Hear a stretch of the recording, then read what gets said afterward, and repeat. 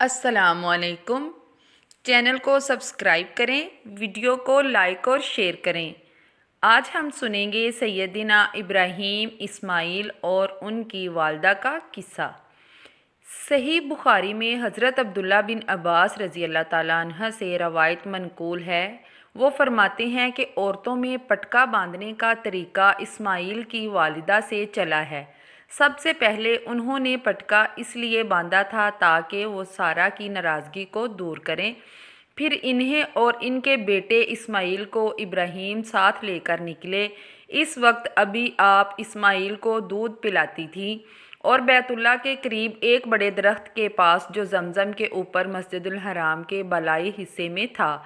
इन्हें लाकर बिठा दिया। इन दिनों इस मोहल्ले में किसी भी इंसान के वजूद का कोई तसव्वुर नहीं था और हाजरा के साथ पानी भी नहीं था। इब्राहीम ने इन दोनों हजरात को वहीं छोड़ दिया और इनके लिए एक चमड़े के थैले में खजूर और एक मशकीज़ा में पानी रख दिया। फिर इब्राहीम रवाना हुए। इस वक्त इस्माइल की वालदा इनके पीछे पीछे आई और कहा कि ए इब्राहीम, इस बेआबो गया वादी में जहाँ कोई भी मुतनफ़स मौजूद नहीं, आप हमें छोड़कर कहाँ जा रहे हैं? उन्होंने बार बार इस जुमले को दोहराया, लेकिन इब्राहीम इनकी तरफ देखते नहीं थे। आखिर हाजरा ने पूछा, क्या अल्लाह ताला ने आपको इसका हुक्म दिया है? इब्राहीम ने फरमाया कि हाँ। इस पर हाजरा बोल उठी कि फिर अल्लाह ताला हमें ज़ाया नहीं करेगा।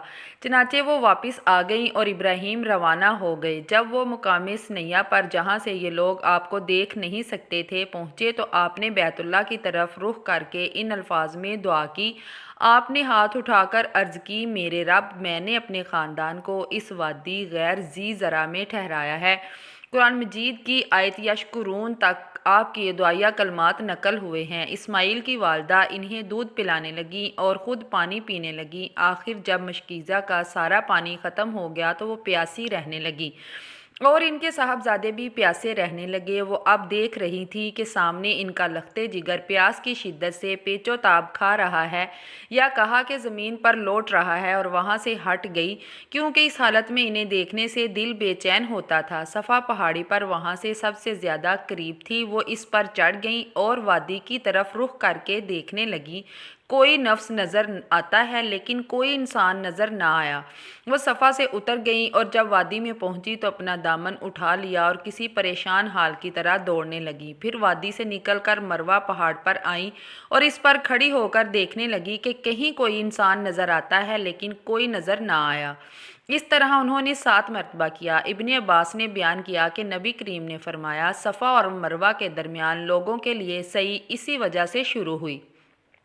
हज़रत हाजरा ने ज़मीन से पानी निकल रहा है जहाँ हज़रत इस्माइल एड़ियाँ रगड़ रहे थे। अम्मा हाजरा ने इसे हौज़ की शक्ल में बना दिया और अपने हाथ से इस तरह कर दिया और चुल्लू से पानी अपने मशकीज़े में डालने लगी। जब वो भर चुकी तो वहाँ से चश्मा उबल पड़ा। इब्ने अब्बास ने बयान किया कि नबी करीम ने फरमाया, उम्मे इस्माइल पर अल्लाह रहम करे, अगर जमजम को उन्होंने यूं ही छोड़ दिया होता या आपने फरमाया कि मशकीज़ा ना भरा होता तो जमजम एक बहते हुए चश्मे की सूरत इख्तियार कर लेता। बयान किया कि हज़रत हाजरा ने खुद भी वो पानी पिया और अपने बेटे इस्माइल को भी पिलाया। इसके बाद इनसे फरिश्ते ने कहा कि अपना ज़िया का खौफ हरगिज़ ना करना, क्योंकि यही खुदा का घर होगा जिसे ये बच्चा और इसके वालिद तामीर करेंगे और अल्लाह अपने बंदों को ज़ाया नहीं करता। अब जहाँ बैतुल्ला है, इस वक्त वहाँ टीले की तरह ज़मीन उठी हुई थी। सैलाब का धारा आता और इसके दाएं बाएं से ज़मीन काट कर ले जाता। इस तरह वहाँ शब रोज़ गुजरते रहे और आखिर एक दिन कबीला जरीम के कुछ लोग वहाँ से गुजरे, या कि कबीला जरीम के चंद घराने मकाम कदा के रास्ते से गुजरकर मक्का के नशेबी इलाके में उन्होंने पड़ाव किया। उन्होंने मंडलाते हुए कुछ परिंदे देखे। उन लोगों ने कहा कि ये परिंदा पानी पर मंडला रहा है, हालांकि इससे पहले जब भी हम इस वादी से गुजरे यहाँ पानी का नामो निशान भी नहीं पाया। आखिर उन्होंने अपना एक आदमी या 2 आदमी भेजे। वहाँ उन्होंने वाकई पानी पाया। चनाचे उन्होंने वापस आकर पानी की मौजूदगी की इतला दी। اب یہ سب لوگ یہاں آئے۔ بیان کیا کہ اسماعیل کی والدہ اس وقت پانی پر ہی بیٹھی ہوئی تھی۔ ان لوگوں نے کہا، کیا آپ ہمیں اپنے پڑوس میں قیام کی اجازت دیں گی؟ ہاجرہ نے فرمایا کہ ہاں، لیکن اس شرط کے ساتھ کہ پانی پر تمہارا کوئی حق نہیں ہوگا۔ انہوں نے اسے تسلیم کر لیا۔ ابن عباس نے بیان کیا کہ نبی کریم نے فرمایا کہ اب اسماعیل کو پڑوسی مل گئے تھے۔ بنی آدم کی موجودگی کے باعث انس و دل بستگی تو تھی ہی، چنانچہ ان لوگوں نے خود بھی یہاں قیام کیا اور اپنے قبیلے کے دوسرے لوگوں کو بھی بلوا لیا، اور سب لوگ بھی یہیں آ کر قیام پذیر ہو گئے۔ اس طرح یہاں ان کے کئی گھرانے آ کر آباد ہو گئے، اور بچہ جوان ہوا ان سے عربی سیکھ لی۔ جوانی میں اسماعیل ایسے تھے کہ آپ پر سب کی نظریں اٹھتی تھیں اور سب سے زیادہ آپ بھلے لگتے۔ چنانچہ جرہم والوں نے آپ کے اپنے قبیلے کی ایک لڑکی سے شادی کر دی۔ پھر اسماعیل علیہ السلام کی والدہ ہاجرہ علیہ السلام کا انتقال ہو گیا۔ حضرت اسماعیل کی شادی کے بعد ابراہیم یہاں اپنے چھوڑے ہوئے سرمایہ کو دیکھنے تشریف لائے۔ اسماعیل گھر پر موجود نہیں تھے، اس لیے آپ نے ان کی بیوی سے ان کے متعلق دریافت فرمایا۔ انہوں نے بتایا کہ روزی کی تلاش میں کہیں گئے ہیں۔ پھر آپ نے ان سے ان کی معاش وغیرہ کے متعلق دریافت فرمایا تو انہوں نے کہا کہ حالت اچھی نہیں ہے، بڑی تنگ ترشی میں گزر اوقات ہوتی ہے۔ اس طرح انہوں نے شکایت کی کہ ابراہیم نے فرمایا کہ جب تمہارا شوہر آئے تو ان سے میرا سلام کہنا، اور یہ بھی کہ وہ اپنے دروازے کی چوکھٹ کو بدل ڈالیں۔ پھر جب اسماعیل واپس تشریف لائے تو جیسے انہوں نے کچھ انسیت سی محسوس کی اور فرمایا، کیا کوئی صاحب یہاں آئے تھے؟ ان کی بیوی نے بتایا کہ ہاں، ایک بزرگ اس صورت کے یہاں آئے تھے اور آپ کے بارے میں پوچھ رہے تھے۔ میں نے انہیں بتایا۔ پھر انہوں نے پوچھا کہ تمہاری معیشت کا کیا حال ہے؟ میں نے ان سے کہا کہ ہمارا گزر اوقات بڑی تنگی ترشی سے ہوتا ہے۔ اسماعیل نے فرمایا کہ انہوں نے تمہیں کچھ نصیحت بھی کی تھی؟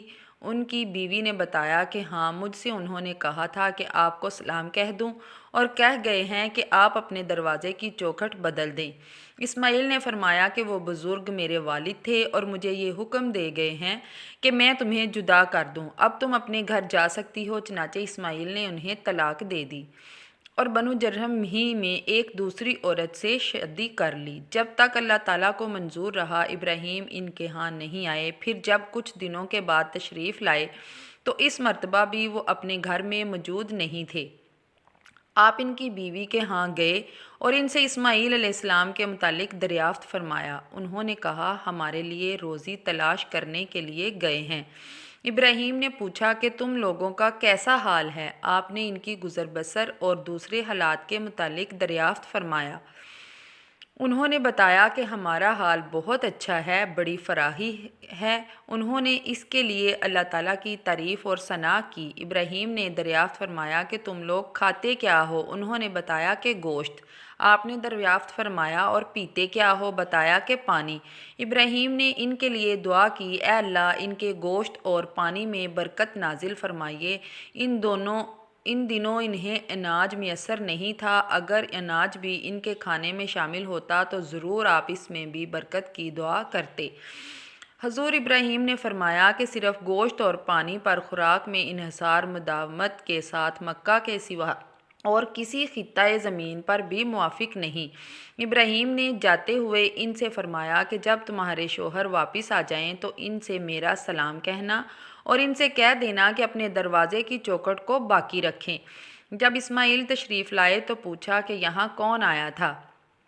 انہوں نے بتایا کہ جی ہاں، ایک بزرگ بڑی اچھی وضع و شکل کے آئے تھے۔ بیوی نے آنے والے بزرگ کی تعریف کی۔ پھر انہوں نے مجھ سے آپ کے متعلق پوچھا اور میں نے بتا دیا۔ پھر انہوں نے پوچھا کہ تمہارے گزر بسر کا کیا حال ہے؟